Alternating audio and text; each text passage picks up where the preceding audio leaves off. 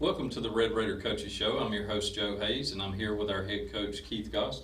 Coach, welcome to another Coaches Show, Week 9. Coaches Show, Week 9. Yes, sir.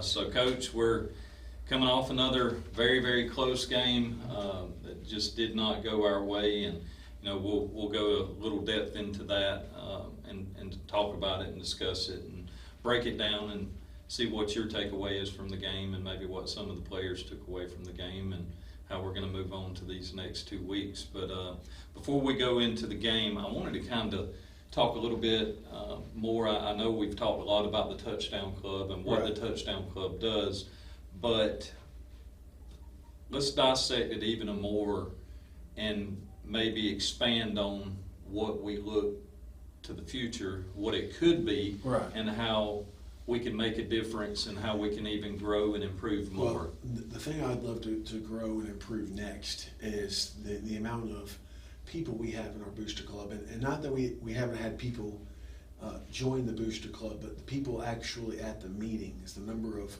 parents getting involved at the meetings.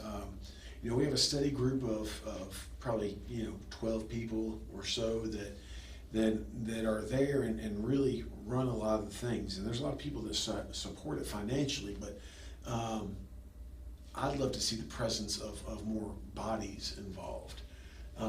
It's like anything else. The more manpower or woman power you have, the more you're going to accomplish. Right. And the easier tasks are going to get done, and the more tasks that can be split up amongst different groups and different ways we can have moms involved that enjoy cooking and maybe, feed the guys a little bit more during the week after practice and things of that nature. Just that's another evolution or another step in our building process. Well, basically what you're saying there, and Coach, like right now, basically there's 12 people that pretty much spread out all tasks within about 12 people that they share all the tasks that have got to be done. Things that happen in the Booster Club. You got people that go out and sell sponsorships to do signs. You've got, we had a Wall of Fame committee. We had we're looking at scoreboard possible committee coming up. Right. We've got food committees. We've got the finance committee that keeps up with the money and tracking all that. And there's fundraising committee. Right. There's definitely plenty of opportunities to get involved and help where you're comfortable. Help where you're good at, and that's something we got to continue to grow. Much like we grew our team from, we finished with 34 the first year to I think we're around 59 right now. Obviously there's a lot of growth in those numbers, and we want some of those parents to feel comfortable coming to the Booster Club. We want them to be a part of it. Right. Just like we want more and more kids. I hope next year we're sitting, with 70 kids and we're trying to find places to put them in the locker room. Yeah. We want to continue to grow this program and make it better. And one of the next things we're going to have to do is grow the Booster Club along with it. And some changes that we've made, and our president, John Hughes, he's done a really good job. He brings us a layout of what the topics that we need to go over, and we'll generally have 8 to 10 topics, and we'll run through them as quickly as possible. And then the meeting usually after that opens up for time for discussion with you. It allows if parents have any question or if any booster members have any questions, Coach, why did we do this? Or Coach, why did we run that? How do we look for next week? And a lot more detail than you're going to get on here. We don't want to give away too much on the Coaches Show because we don't want our opposing team to read into what our game plan is and those type things. But you can get a better understanding of why Coach plays, who he plays, or why he's running certain plays, or what his plan of attack is, and more details into the chess match of coming into the upcoming games, or what you think happened in the past game. You would open up a little more in that setting than we would publicly here on TV. And but anytime any of that help, it's amazing. Something as simple as us being able to have somebody to do make peanut butter and jelly sandwiches. that frees up one of our booster members that may be out trying to sell signs. Right. And gives them more time to focus on raising money and And do there's- those type things. And there's times where, like on the peanut butter and jelly sandwiches, we have our lunchroom staff helps make those when we're in school. Mhm. But there's times, where we're shut down for a week here for distance learning, or shut down a week here for distance learning, where, it's our booster club jumping in there and figuring out how we feed them during the week. And it's important to have people there and the manpower there to do that. Well, I commend our team and what they've done for our program.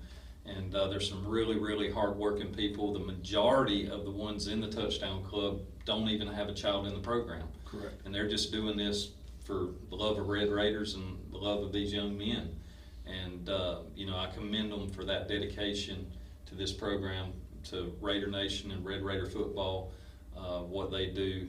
And we want your help. We want to get you out, get you incorporated in, whether it's the easiest or simplest of task. You let us know what your strong points are, and you can let us know where you feel you may can help, and we'll share with you the different areas that we have where work is needed. And again, just like Coach said, if we are going to continue to build this program, and we want to get it to a level of a championship type program, Correct. This is another area that we really need to continue to grow and build upon. And with your help, parents and Raider Nation, just because your child is not playing or you don't have a kid in the program doesn't mean that you can't come volunteer time. And I promise you, you will see blessings from it, because just being able to be involved in these players and seeing them, watching them grow, being involved in the program, seeing the program grow, it's definitely, there's a lot of good things that you can take away from it. And I encourage you, anyone, reach out to any of the Touchdown Club members, shoot a private message on our Facebook page if you want to. You can send me one. I won't make anything public. I'll make you aware of the times. I'll text you. We'll do whatever we need to do to help you be able to come out and support us and help us in any way possible.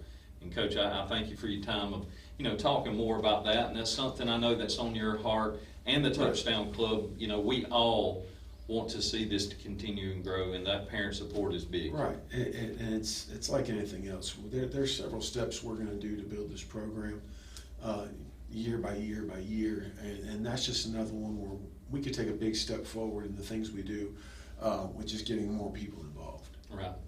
All right, Coach. Well, let's go into the tough part of the discussion here. Let's talk about last week. So Swainsboro came into town here at home, and it was another game where even me, just my personal opinion, I felt like we were the better team on the field, but it was one of them nights I felt like we were flat. Again, this is my personal opinion. I'm speaking, but as just from what I've seen on the field, I just felt like there was a little bit of flatness, but the players, they didn't quit. They played. We just couldn't quite get things going. Yeah, there was. I wouldn't go as far as say as it was flat. I'll go as far as say that focus-wise, we never got clicking offensively, and the kids were playing hard. Defense played their heart out. Offensively, they were playing hard. They just couldn't get in a rhythm, Yeah. And it was frustrating. But they never stopped working. We didn't protect the football, and that's one of those things I talk about every week. Drives where we're usually accustomed to getting the ball down the field and moving the ball and having some chunk plays and some spark. They just didn't happen for us, and we turned over the ball a lot more than we're accustomed to, and that ended up being the difference. And that's one thing I was trying to, from the press box, I was trying to determine, was it flat or defensively, were they hitting us enough or creating enough pressure that it had us off our game? And there was times I felt both ways, because I've seen a lot of good plays defensively I mean, by Swainsboro yeah, that I mean, made us work for everything that we got. Right. I mean, I'm not going to take anything away from Swainsboro. You know, their defense is a good defense. Number 4 at linebacker is probably one of the best linebackers in the region, if not the best linebacker in the region. He was a football player. And those guys that they have going to NC State, while we held them, in check offensively for most of the night, Yeah. they did get off the edge and create some pressure at the very least. And so when they were on defense, so no, I don't think by any means we had our best game offensively. But our kids battled, they competed. I'm proud of them. They just have to learn, and as a team, we have to learn how to, in the close games, the fact that we deserve to be there is the first part. And once you know you deserve to be there in those type of football games, figuring out how to win them against good opponents. Yeah. And that's really been the story of the last 2 weeks. Well, Coach, we had another game where I know we're beating a dead horse here, but felt like 2 weeks in a row that we definitely had some calls that was an influencing factor. But at the same time, I know you preach on that we can't. You can't live that way. You got to keep building and building. There's going to be bad calls go against you in a football game. Most likely there's going to be things that go against you in life. And when that happens, you can't stop. You can't feel bad about it. You got to find a way to overcome it. And we have to learn how to do that as a team. If I'm sitting there and looking at the film, I have my opinions about it. But at the end of the day, my opinion about it doesn't change the score. Yeah. We're trying to find a way in that moment and during the game to overcome that situation. And hopefully, play at a high level and not be penalized when we're in those situations. And I know the play that you're referencing, and it was on Mason's rushing touchdown where he kept the ball and he rushed in. No, there's on Bruce's when Bruce went in. It was Bruce. Okay, I'm thinking of the previous game. Back with those are things that they're human beings. Yeah. They're making a judgment as they see it. We have the advantage of video, and that doesn't lie. Yeah, and I watched it probably 12 times myself. But that, with that being said, something like that happens, we still go down and find a way to kick a field goal and go up 9-7 at that point. We're in a football game, Yeah. and we're winning. That wasn't the end of the game. We still had opportunities. We had a turnover late. Just things that we can do better to Right. finish a game. And so, no, I was not a fan of that call in that situation. But what I'm going to constantly preach and teach my guys is we still had other opportunities to go out there and win that game and finish it. That's right. And it wasn't that one call. There was 3 or 4 other things that kept us ourselves that we did ourselves. Yes, that call was unfortunate and in my eyes incorrect. But there was other opportunities that we had in spite of that to go win that game.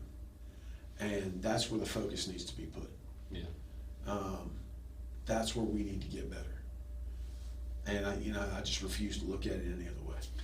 And when you say when players perform at a higher level, do you mean like typically if your team is firing on all cylinders and the game momentum starts that way and the refs see that's a feel or a sense of the game, a lot of times you may get away with certain things because are you saying that I think that he had the ability, he just come off of that or he did that? I think as your team continues to improve, I do think there's times that teams get away with stuff because of their reputation. Yeah. that they're just supposed to be better. And but that's human nature. They're going to give the benefit, to the doubt to Michael Jordan on a call. They're going to give the benefit of the doubt to LeBron James on a call. And so if your team's producing at a higher level, on a regular basis, then you're going to get the benefit by human nature of somebody calling that's a referee. I got you, and that's what I thought that you were trying to say on that. I was just trying to clarify it a little better. Well, we talked some there offensively. We kind of struggled throughout the night. It looks like we took a couple of injuries from the game on the offensive side of the ball. Is there any injuries that we coming into this week that you've seen that may hold us back? I mean, this time of year, nobody's just completely healthy. Right. Everybody's a little banged up. But that's just football. That's just where we're at. I got you. There's just nothing I would, definitely talk about on air. I got you. On the defensive side of the ball, Coach, it was definitely a defensive game. Without a doubt. When you've got a 10-9 score as a finish, it's very rare, or it's not that often. It's not very rare. It's just not that often that you see two teams go head to head. But when you get two pretty equal teams, and I thought both our teams defensively did an outstanding job to keep either offense from breaking big plays or having big things happen and creating turnovers and things of that nature. But their defense ultimately, at the end of the night, I'd say won the battle against us because they ended up 1 point ahead. But and I give credit to their offense for what they've done as well. In special teams, they kicked the field goal. The whole game I'm sitting here questioning, why they had not kicked the field goal or they go for it on fourth down. Was their kicker, was that the reason he was questioning his ability to make those field goals? But he put a good ball through the uprights, and I said, well, he's definitely had the legs. So yeah, I think it made it over by about 4 feet. Yeah. So, but it got there. It got there. It got there. It got over. It was enough leg, and it was enough to secure the win. And defensively, anything major, injury-wise, on that side of the ball? I mean, same thing. We got some guys banged up this point in the year, which is uncommon. But we're going to continue to work through it. But that's football. Yeah. Well, I know you're not going to go into detail, so let me ask you this way then. So, are there any players is there 1, 2, 3, 4 players that you think this Friday night that may not be able to play due to injury? There's a chance of that. There's a chance. I got you. So, well, you're just taking it day by day then. That's right. I mean, and obviously some of these things are game time decisions, depending on how much they're going to play or their ability to move around. But we know that these kids are going hard. They're trying to play hard, and if they have the ability to go and we feel like they can do it without hurting themselves worse, then we'll give them the opportunity to play. I got you. Well, I know they want to play, and ultimately, if they can and they feel like it is, but you as a coach and your coaching staff want to see their safety and health come first. At the end of the day, it's my responsibility to take care of a kid. Yeah. And I get it. You work hard, you spend all this time preparing, watching film, lifting, putting in the hours that we put in to build this program, and you want to be out there and play when it matters. I get all that, but I also get, at the end of the night, I want to know that my players can pick up their kids one day and play with them in the yard. If there's an injury that's questionable, then obviously it's my job to protect the kid. Yeah. Well, good deal. Well, Coach, let's take a quick break. When we come back, we'll talk about West Laurens, our opponent, tomorrow actually. So I say this upcoming week, it's tomorrow. East Laurens, man, I'm just not. Just say, man, just throw them all in there. Yeah, might as well. East, West, Dublin. They don't have but 3 football teams there. So anyway, we have East Laurens, and we'll have a little discussion about that. But we want to get our sponsors some recognition real quick, so we're going to take a short break.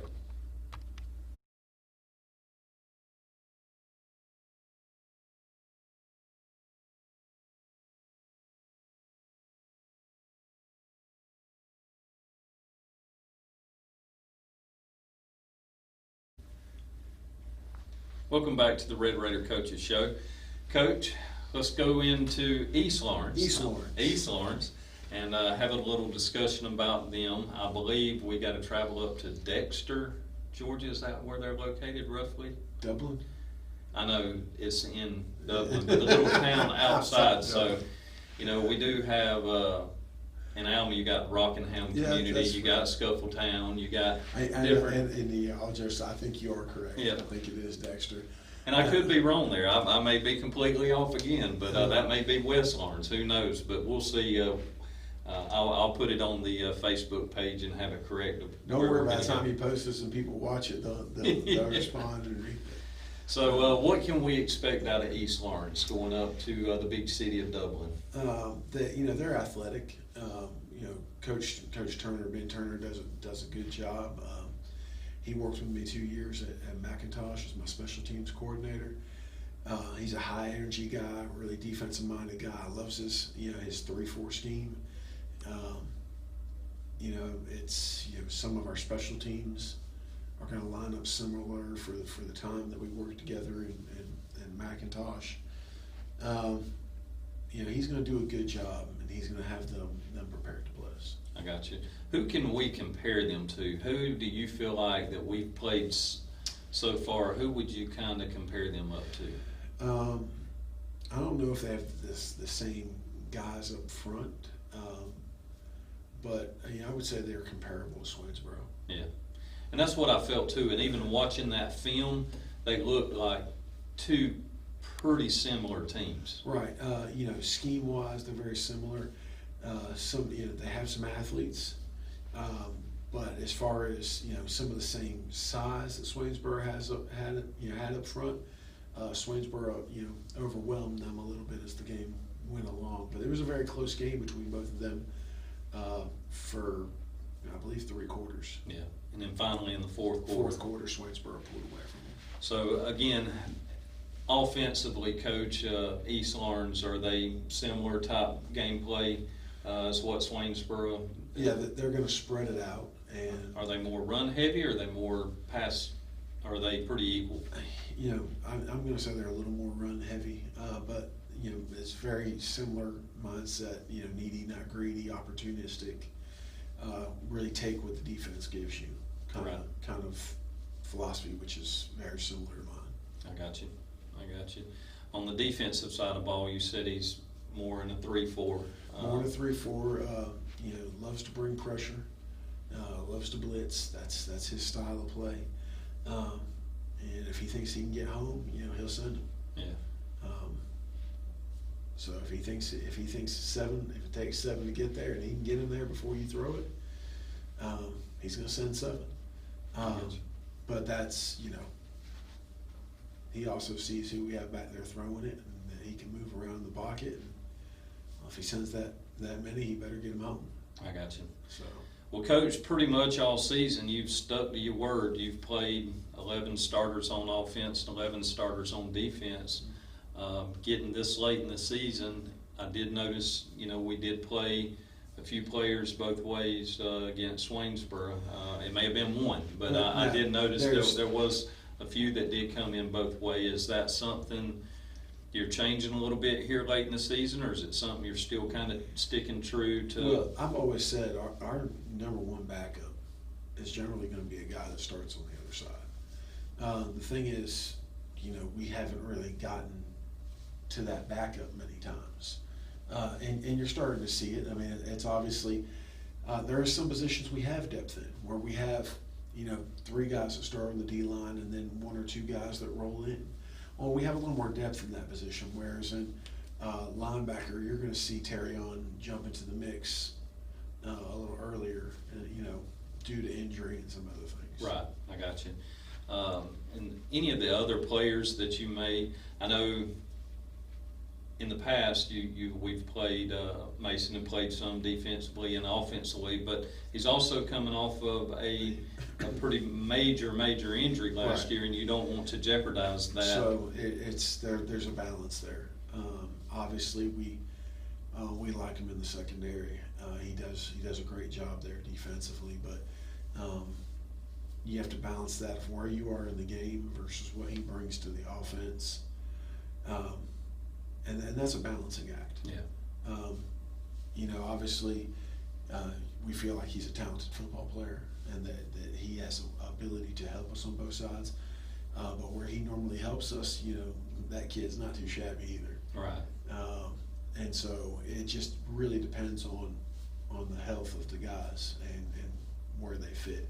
So, you know, as a philosophy, no, I don't believe in starting anybody both ways, if I can help it. Yeah. And that's something I'll always believe in. Now, if we don't have the depth, we don't have the depth, and we'll plan and scheme accordingly. But, you know, crunch time, it's not uncommon if you see a couple guys playing both ways, especially guys that are, you know, some of our playmakers on offense jumping over in a spot or two and helping us on defense.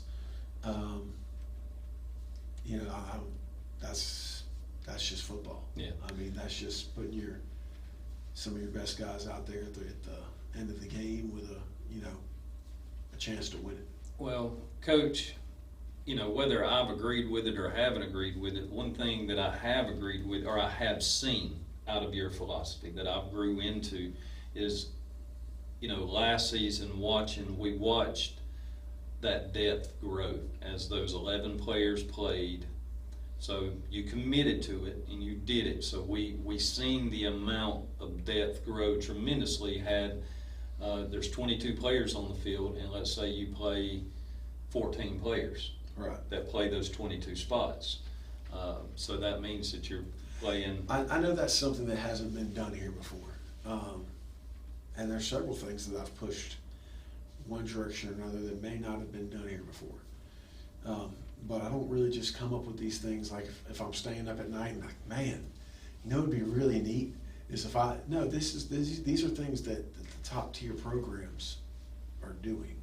So when we push to do more of a feeding program, when we push to get our athletic trainer in place, when I push things to two platoon, is it always going to be perfect? No, maybe not. You know, maybe we have the depth to do it, maybe we don't. But I do know this. I do know that's what teams that are highly successful are doing. Right. And I think the more we develop our players, the more players we get involved, the more opportunities those players have to get on the field to compete, the stronger our program will grow over time. I know, you know, we're all wishing right now that we're sitting at 6-2 instead of 4-4. With that being said, the program's growing in the right direction, and it's a heck of a lot better than we were sitting here last year at 0-8. Yeah. So, you know, just moving, you know, I know that's not everybody's philosophy, and that's, you know, guys that have lived here their whole life, we've always played Ironman football, and, you know, well, that's true, but a lot of times the we've always done it this way, philosophy is what stops progress. I got you. Well, and the reason I asked that, you know, we talked about it last week, we talked about it a few weeks before, more and more, but coming out of this game as I was exiting the stadium, you know, I was asked that question several times. Not that people were being ugly about it, they were just asking why. Why I felt like if we had or if this or that, you know, and just second guessing. Anytime we watch a game and then when the game's over, then we can say, well, if we did this, if we threw the ball here instead of run the ball. Oh yeah, well that's a part of it, and I don't mind that part of it. Yeah. You know, I'm happy that everybody's there to support, you know, support the kids and support the program, and they paid their $8 or whatever they paid to be in the red seats. And you know, that's part of their ticket value. It is. They get to sit there and second guess Coach Goss all they want to. All I can say is, you know, I'm with the players in the developmental process. I'm with the players and the coaches when we scheme and prepare for our opponents. And I'm with the players that are on the practice field. And I have a little more knowledge on the subject. Yeah. And I love my guys and I love my team, but if we didn't feel like we were putting them in the best place to be successful, we'd make a change. Well, Coach, definitely, and there's no question, I don't think anybody, you put our team in position to win 2 weeks in a row here. We've taken 2 losses against Toombs and Swainsboro here. 2 good programs, 2 successful, one, top 10 in the state. And we were within position. We go into double overtime. And a point I wanted to make is both of those teams beat us by 38 points each last year. And I heard Coach John David Sellers, and as we were feeding the players after the game this past Friday against Waynesboro, and he was talking with the guys as they come by, and trying to get their spirits up as well. He said, you realize that the team that beat us by 38 points last year, we came within 1. The next battle is we've made that much margin. Think about, if you keep doing what you're doing, next year we're going to have that point gap on them if we continue to improve at the rate that we're improving. And this is the thing, there weren't any shortcuts taken. And I know that's sometimes, you can take shortcuts and get by and be willing to not set your standard the way you want it. And here's the thing, we're building this program the right way for long-term success. And I believe that with all my heart. And I'm going to continue to build it that way. Am I seeing every result I would love to see year 2? No. Do I perfectly believe I will see every result I want to see by year 12? Absolutely. I got you. So it is, again, a long-term goal that we all have to be patient to see it grow, myself included. So and like I said, I'm right here. I'm behind you 100%. But at the same time, I paid my $8, and I had the right out. Coach Goss, why do we do this? And that doesn't bother me. Yeah. It doesn't. It shows that people care. Yeah. And that's fine, as long as it's done in a respectful nature. Right. And that's and most people do. They just want to know, and that's okay. The biggest thing I can say about our base is our base is hungry to win. Right. And they've shown that by the support that they've given our program. Absolutely. They've shown that by the efforts that they've given to the program. They've shown that by showing up to the stadium, and it doesn't go unseen. No, it's definitely appreciated. I love it for our guys. The fact that people have come out and supported this team, and they've played for them. They've played for the fan base. They've played for the crowd, and they love the crowd being there. Yeah. And so it's making it more important. I would love to, for us to take the next step and not just be competitive, be dominant, but it is a step by step process. We went to the point from last year when I got here, and trying to physically build guys up to where now we physically in most matchups can compete. We're still not dominant yet, and so there's more steps to go. But I'm not deterred where we're at. I think it is part of the growth process, and we're going to continue to do the next right thing and continue to build the program. Well, Coach, I definitely appreciate your time. I know you need to get back to work. Y'all got some practice this afternoon, and you guys got to get out there to the field, so I don't want to keep you any longer and keep you away from getting our team prepared for tomorrow night. And I'm super excited for everyone that can to come over and travel with us to West Lawrence and support Coach and our, I said it again, West Lawrence.